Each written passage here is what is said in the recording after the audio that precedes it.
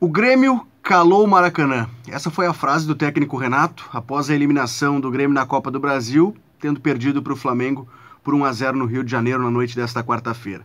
Sinceramente, eu quero crer que o Renato realmente não pensa isso. Foi uma frase proferida para chamar atenção para si e tirar a atenção dos jogadores e do jogo, que os jogadores certamente podem receber muitas críticas. Porque se o Renato acreditar realmente na frase que ele proferiu, ele não entendeu o que foi o jogo no Rio de Janeiro. Ou, até o momento que concedeu a entrevista, ainda não tinha entendido o que aconteceu. É preciso ver os méritos do Flamengo, porque existem méritos.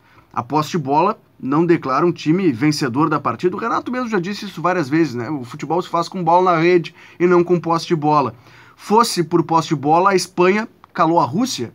Não, né? A Espanha, que teve ampla posse de bola, foi eliminada pela Rússia na última Copa do Mundo. Aliás, essa é a principal lição da última Copa, né? Não basta ter a posse de bola, precisa ser um time intenso e que saiba ser eficiente nas possibilidades de gol, nas chances criadas de gol. Foi o que o Flamengo fez ontem, né?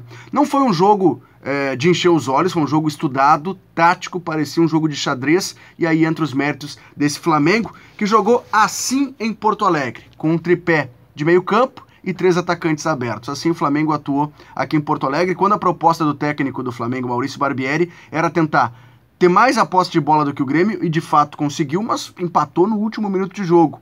O que o Flamengo fez no Maracanã? Se modificou. E esse é o primeiro passo para a gente ver mais mérito no adversário do que demérito no Grêmio.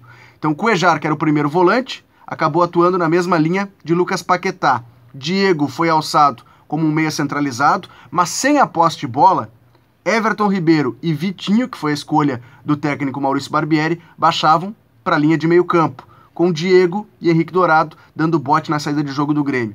Só que as linhas do Flamengo não estavam altas assim, não. O Flamengo atuou bastante recuado e apostando muito no contra-ataque. Esse não foi um cenário que apareceu somente depois do jogo do gol do Everton Ribeiro aos 5 minutos. O Flamengo começou jogando assim, bloqueando a saída de bola do Grêmio e tentando explorar em velocidade, em transição rápida, os contra-ataques, a defesa do Grêmio, que aparecia bastante exposta, né?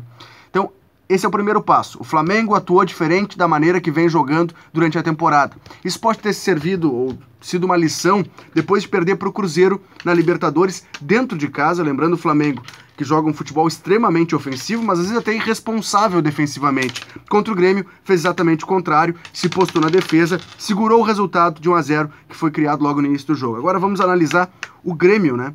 Isso também é importante, de que forma o Grêmio atuou no Maracanã, com seu tradicional 4-2-3-1, 2 mudanças que fez o técnico Renato na nominata, Bruno Cortez assumindo a lateral esquerda e Jailson sendo companheiro de Maicon. Assim jogou o Grêmio.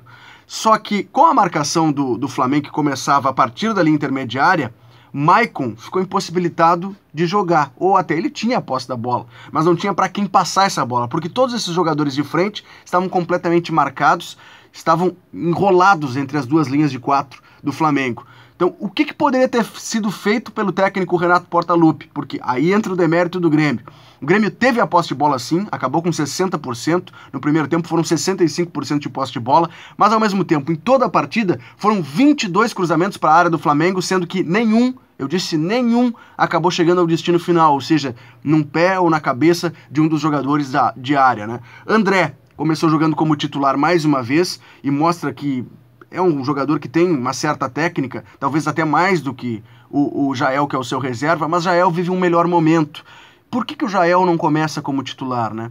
Essa é uma das críticas que pode ser feita ao técnico Renato. Isso aconteceu, essa troca no segundo tempo, André por Jael, 6 por meia dúzia, mas o Jael vive o melhor momento, realmente merecia estar em campo. As outras trocas, tirou o Léo Moura e botou o Marinho, recuando Ramiro para a lateral direita. E a última troca, tirou o Maicon, que era o principal criador, mas talvez por cansaço tenha sido substituído, e entrou o Alisson, né, recuando o Luan, baixando o Luan para quase um volante e o Alisson sendo mais um atacante. A saída do Renato é a saída tradicional dos treinadores muitas vezes. Precisando do resultado, empilham atacantes. E foi isso que aconteceu com o Grêmio. O Grêmio acabou ficando um time totalmente órfão de meio campo e foi muito mais na base do abafa, na gritaria, na correria, na força física. Poderia até ter empatado a partida, mas fica desorganizado, foi na base da loucura. A minha sugestão, inclusive no intervalo do jogo pensava isso, e escrevi no meu Twitter, era, ao invés de colocar, empilhar atacantes, tudo bem, Jael merecia estar em campo, Mas por que não Douglas? Por que não um jogador que tem a possibilidade do passe? Porque já que o Grêmio tinha a bola, o problema não estava no ataque, o problema estava em como a bola chegar ao ataque. O Douglas, assim como o Maicon, é um jogador que tem o passe de infiltração, o passe em profundidade, ou seja, que pode furar as linhas de retranca do adversário com um passe só. Não adianta só ir na correria, na velocidade, na força física, vai bater na parede. O passe de profundidade é aquele que rompe as linhas de marcação do adversário e deixa um atacante na cara do gol. Não adiantou ficar alçando bola na área e aí ficar em busca, aí na espera de uma individualidade, de um gol salvador, de um gol espírita que não veio. Não adianta só crucificar, o que eu quero dizer com todo esse vídeo é o seguinte, não adianta só crucificar o Bruno Cortez pela falha, e ele falhou no gol do Flamengo, foi tentar cortar a bola e não conseguiu, e também não dá para acreditar na frase do Renato, de que o Grêmio calou o Maracanã. O Grêmio não calou o Maracanã, foi um Flamengo humilde, um Flamengo pragmático, que soube se reler, fazer a releitura do seu próprio jogo e jogar por uma bola ou num contra-ataque, numa estratégia, acabou saindo vencedor diante de um Grêmio que teve a bola, mas não soube o que fazer com ela. Tá certo, gente? Obrigado pela participação e pela audiência mais uma vez.